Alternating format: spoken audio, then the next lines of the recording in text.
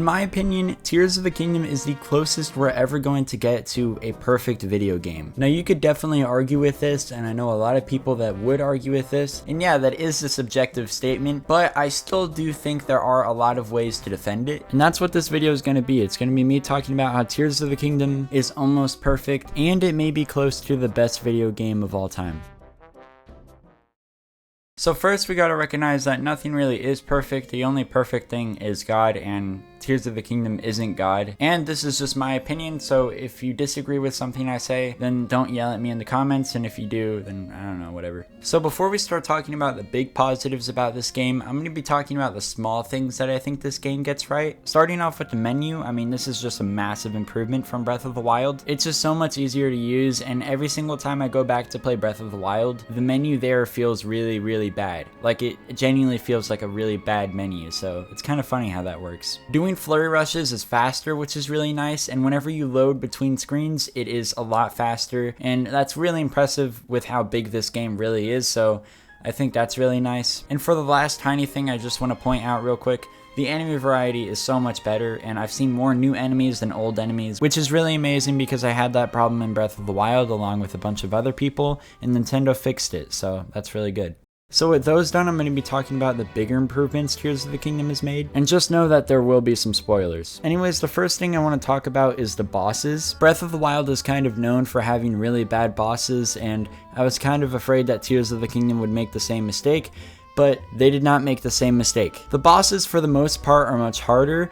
They look different, which is just insane. They're more unique and are just genuinely really fun to fight. And I think my favorite boss has to be Colgera from the Wind Temple, because even though that boss was really easy, it was really fun. And I think that was probably my favorite boss in the entire game. I was really happy with that. The boss in the Fire Temple was pretty good. That was probably my least favorite dungeon, but we'll get to dungeons later. The boss in the Water Temple was really fun and made Sidon's useless ability kinda useful. And the boss in the Lightning Temple was also my other favorite besides Colgera. That boss was pretty hard and gave a really good challenge while also being really fun, which is pretty much the definition of a good boss. And the last boss I'd like to talk about is Ganondorf, because you're expecting a lot, and you're expecting a lot more than Calamity Ganon, and yeah, they did deliver. It felt like Link was as powerful as Ganondorf. He wasn't like crazy overpowered like he was to Calamity Ganon, and Ganondorf could flurry rush you. I mean, it was amazing. And I was really happy with this because the boss fight for Ganondorf in every other Zelda game, in my opinion, isn't very good. And so I think they did a great job with fixing that and making a really good Ganondorf boss fight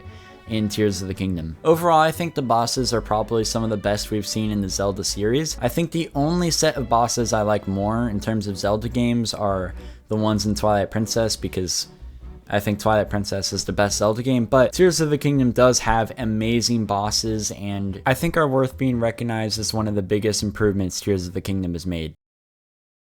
So the next thing I want to talk about is the abilities, and not the Sage abilities because I kind of have mixed opinions on those, but the abilities you get at the beginning of the game are quite literally just better than the abilities in Breath of the Wild. Starting with Ultra Hand, it is literally just a better version than Magnesis. There is nothing that Magnesis does better than Ultra Hand. Ultra Hand has a lot of possibilities, and you can build really crazy stuff, and this basically is where the creativity of the player comes into the game. I've created a bunch of crazy stuff, and I know people that have created crazier stuff. It's overall just an amazing mechanic for the type of game that Tears of the Kingdom is. Ascend is really cool. It's probably the least interesting out of all these abilities, but it is really cool for puzzles, and it's kind of funny how it was added in the game, because Aonuma said that before they actually added the Ascend ability in the game, they would use that code to go through walls to make developing the game easier, and then they thought to themselves, why don't we just add this in the game as an ability? And here it is, and it's actually really cool and serves really well in puzzles. Fuse is pretty amazing. The feeling of crafting your own arrows or weapons or shields is really crazy, and it was overall just a really good way to make combat a little more interesting. Recall has to be the most underrated ability in this game. The only ability I like more than Recall is Ultra Hand, but other than Ultra Hand, Recall is probably my favorite ability because of the amount of possibilities it actually has. Not only is it really good for fixing your mistakes, it also is really good for puzzles and doing crazy stuff with combat, and so this ability is genuinely really underrated, and I think people should try it out a little more. Remember how I said that Ascend is probably the least interesting ability? Actually, it's probably auto build. Auto build is really useful, and I really like that it exists, but it costs so much Zonite to just make your vehicles again. I don't know. It's not my favorite ability. I think it should cost a little less Zonite,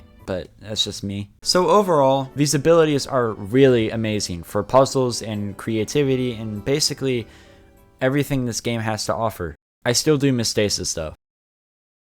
So the final thing I'd like to talk about that I think Tears of the Kingdom gets really right are the dungeons. This is probably, at least in my opinion, the biggest improvement Tears of the Kingdom made from Breath of the Wild, and my favorite part about the entire game. The abilities you get after beating the dungeons are probably a little worse than Breath of the Wild, but other than that, these dungeons are really good. My favorite being the Wind Temple. That dungeon was really fun, it had some pretty good puzzles, and the ability you get after it is the best by far. Also, the boss was the best. My second favorite has to be the Lightning Temple. That temple had a really good theme and the lead up to it was really great. The puzzles were also really good and kind of stumped me sometimes. And it has the second best boss. The Water Temple was really interesting. It was really fun and it was really interesting how there was like low gravity the entire time. And overall it was a really unique dungeon. I did find it funny that it wasn't really as much of a water temple because I think Nintendo has PTSD from all the other times they've tried to make a water dungeon. And the last dungeon I'm going to be talking about is the fire dungeon. This was not my favorite, I'm gonna be completely honest. It was still really fun, but I think they tried a little too hard because it was really hard to maneuver and I don't know, it was really annoying sometimes. But overall, it was still a pretty good dungeon. Boss was also pretty good, so still my least favorite, but not too bad. And Hyrule Castle and the Spirit Temple or the mining construct thing, those don't count in my opinion because they weren't really like dungeons. So yeah, the Water Temple, the Wind Temple, the Fire Temple, and the Lightning Temple were all very good. And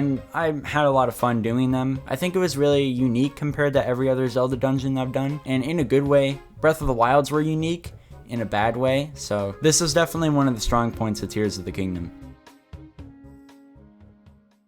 So now that I've talked about everything I really love about this game, I'm going to let another YouTuber, Wyvrn, to talk about some of his favorite things about this game. And they're probably not going to be as obvious as what I said. So yeah, take it away. Hey everyone. So Lando asked me to go over some of the things I really enjoyed about Tears of the Kingdom. I trust that he already went over the big stuff, so for this segment, I'm going to be talking about some underrated quality of life features in this game. These won't be mind-blowing features or anything, just small things that really improve the user experience. Let's get started. First off, remember the travel medallion in Breath of the Wild that you could set up pretty much anywhere? Well, in Tears of the Kingdom, you can have 3 of them at a time, which is great. It just limits the amount of time you have to walk back and forth from one place to the other. It's a great feature. I also think 3 travel medallions is the perfect amount. Not absolutely game-breaking, but still useful enough to appreciate. Next, let's talk about amiibo outfits and amiibo weapons. In Breath of the Wild, you could only get these items through amiibos, just like the name says. But in Tears of the Kingdom, you can find these items even if you don't have amiibos. This is a great feature because a lot of the outfits require amiibos that are currently way too expensive. Anyway, it's just great that these items have become more accessible. Here's another great feature, buying out the compendium. This basically allows you to buy pictures of certain things. It doesn't sound too useful, but let's say you need to find a certain type of flower but you can't scan for it because you don't have a picture. Well, you can talk to Robbie at the Hiteno Ancient Tech Lab and buy pictures of the compendium using rupees. I don't think I've used this feature yet, but I'll probably just buy out the entire compendium eventually. Here's another quality of life feature this game has. In Tears of the Kingdom, if you open a weapon chest with a full inventory, you'll get an additional pop-up that allows you to drop one of your pre-existing weapons in order to pick up a new one. This wasn't the case in Breath of the Wild, and it was pretty annoying. Also, remember that side quest in Breath of the Wild where you could buy a house in Hiteno Village? Well, in Tears of the Kingdom, you can buy a plot of land outside of Tari Town and essentially design your own base, which is a lot more customizable than the stock house you could buy in the first game. The house building itself is a little rough around the edges, but the fact that it's here is enough for me. It's completely optional at the end of the day, and you'll have fun with it regardless. Also, another huge quality of life feature is one that I just recently discovered. So, Tears of the Kingdom introduces caves all around Hyrule, and in each of these caves exists a creature called a bubble frog. Each bubble frog you take out will give you 1 bubble gem, and these can be given to Colton in exchange for various items. Anyway, the quality of life feature I'm talking about out is the fact that your map will display a little check mark beside the cave entrance if you've already found the bubble frog in that cave. This is a lifesaver, because otherwise you would manually have to check off all the caves after you clear them out, which would be incredibly tedious. I'm just so happy they didn't mess this up. Anyway, the best games of all time aren't as good as they are because they do one or two things well. They're so good because they do so many things well, and that's certainly the case with Tears of the Kingdom. Back to you, Lando. Yeah, I basically agree with everything he just said. I thought it was really funny because I did not know that you could buy out the compendium at all, and I also did not know that you could get 3 travel medallions because I just never talked to Robbie. So I'm glad he talked about that, or else I probably would have never knew. But yeah, thanks to Wyvrn for collabing with me on this video. He actually made another video about how Tears of the Kingdom isn't perfect, and it talks about all the flaws that the game has. So if you haven't already, go check that video out and check his channel out. He's pretty close to 10,000 subscribers, and he just got monetized on YouTube. Also, I just want to say a quick thanks for 10,000 subscribers.